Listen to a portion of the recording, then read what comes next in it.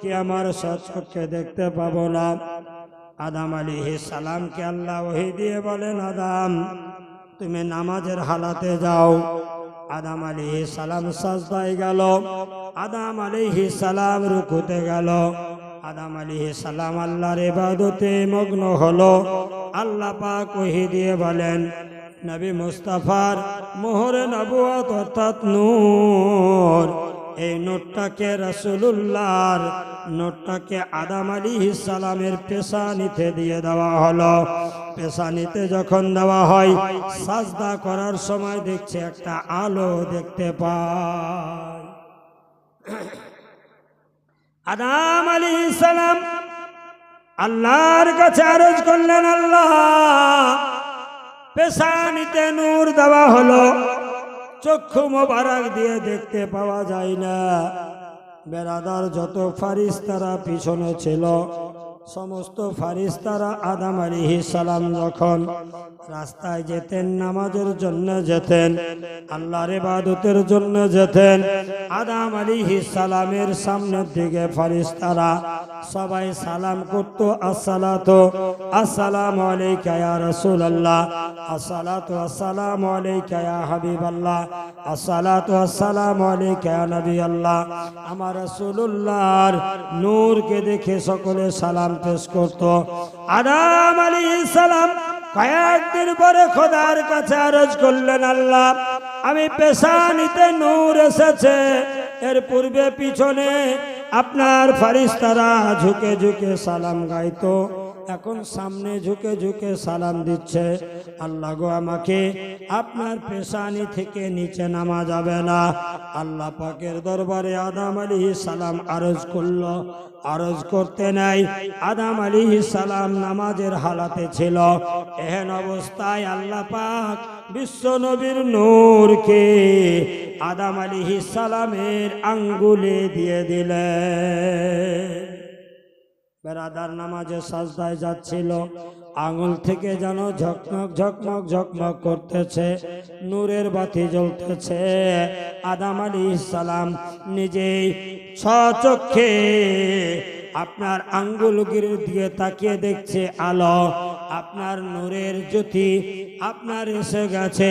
আদম আলাইহিস সালাম সর্বপ্রথম সেই নূরের আলো দেখে, আঙ্গুলে আলো দেখে আদম আলাইহিস সালাম দুটো হাতের আপনার শাহাদাতের উঙ্গলি দিয়ে, আপনার বয়স বড় বড় আঙ্গুল দিয়ে আপনার আদম আলাইহিস সালাম সর্বপ্রথম নিজের জবান দিয়ে বলেছিলেন, কুররাতু আইনি বিকা ইয়া রাসূলুল্লাহ, কুররাতু আইনি বিকা ইয়া রাসূলুল্লাহ। আমার নবী মুস্তাফার নামের উপরে না মহব্বতে, নূরের মহব্বতে চুম্বন দিয়ে আদম আলাইহিস সালাম কুররাতু আইনি বিকা ইয়া রাসূলুল্লাহ বলে মুখে আর চোখে আপনার শাহাদাতের উংলিটা বুলিয়ে দিয়েছিলেন। আদমকে বলা হলো, আদম নবী মুস্তাফার নামের মহব্বতে তুমি তোমার জবানে শাহাদাতের উংলি দিলে, চক্ষু মোবারকের শাহাদাতের উংলি বোলালে। আজ থেকে যাও আদম, তোমার পবিত্র হয়ে গেল জবান। আজ থেকে আদম তোমার চক্ষু মোবারক থেকে কোনোদিন নোংরা হবে না, তোমার দ্বারাই কোনোদিন গুনাহ হবে না। আদম আলাইহিস সালাম তুমি যদি ওযু অবস্থায় ভালো অবস্থায় যদি চলো, তোমার চক্ষু মোবারক দিয়ে নেক আমল হবে, বদ আমল হবে না। মুসলমান, তাহলে বোঝা গেল নবী পাক সাল্লাল্লাহু আলাইহি সাল্লামের নূরের কত আপনার পাওয়ার। সারা বিশ্বে এই আলো দিয়ে আজ আলোয় আলোকিত হয়েছে, যার জন্য বলছে সারফুল আমার রাসূল মুহাম্মদ, ফুল আমার রাসূল মুহাম্মদ, নূরের আলো গো, ফুল আমার রাসূল মুহাম্মদ। এই জগতে নবীর নূরে হইল আলোময় গো নূর আমার রাসূল মুহাম্মদ। সারা বিশ্বে আল্লাহর নবীর নূরের আলোতে আলোয় আলোকিত হয়ে পৃথিবীতে বাবা নূর আদম আলাইহিস সালাম চলে গেল, শীস আলাইহিস সালামের কাছে এসে গেল। শীস থেকে বেরাদার ইব্রাহিম, ইব্রাহিম থেকে ইসমাইল, ইসমাইল থেকে বেরাদার আস্তে আস্তে আস্তে হযরতে ঈসা আলাইহিস সালামের কাছে এসে গেল। বন্ধুগণ ঈসা থেকে বন্ধুগণ আমার নবী সাল্লাল্লাহু তাআলা আলাইহি ওয়াসাল্লামের বাবা দাদু আব্দুল মুত্তালিব, আব্দুল মুত্তালিব থেকে আব্দুল্লাহ, আব্দুল্লাহ থেকে আমিনার ঘরে গেল।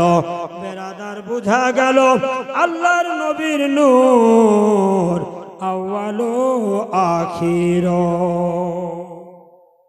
মুসলমান বেরাদার বুঝা গেল নবী পাক সাল্লাল্লাহু তাআলা আলাইহি ওয়াসাল্লামের নূর দিয়ে সারা জগৎ আলোময়, সারা জগৎ আলো। যার জন্য মা আমেনা যখন পেল, মা আমেনার পিছনে সামনে ডানে বামে রহমতের ফারিস্তারা ছুটে আসছিল আর সালাম পেশ করছিল, আসসালাতু আসসালামু আলাইকা ইয়া রাসূলুল্লাহ, আসসালাতু আসসালামু আলাইকা ইয়া হাবিবাল্লাহ। আমার বিশ্ব নবী আকায়ে নামদার মদিনার তাজদার আহমদে মুখতার জনাবে মুহাম্মদুর রাসূলুল্লাহ সাল্লাল্লাহু আলাইহি ওয়াসাল্লাম মা আমিনার গর্ভে এসে গেল। মা আমিনা দুনিয়াতে আব্দুল্লাহ ইন্তেকাল হয়ে গেছে, আব্দুল্লাহর দুনিয়াতে নাই। সংক্ষিপ্তভাবে আপনাদের কাছে কিছুটা বলে যাই। মা আমিনা 1 মাস কেবল হয়েছে, চরিত্রবান মহিলা।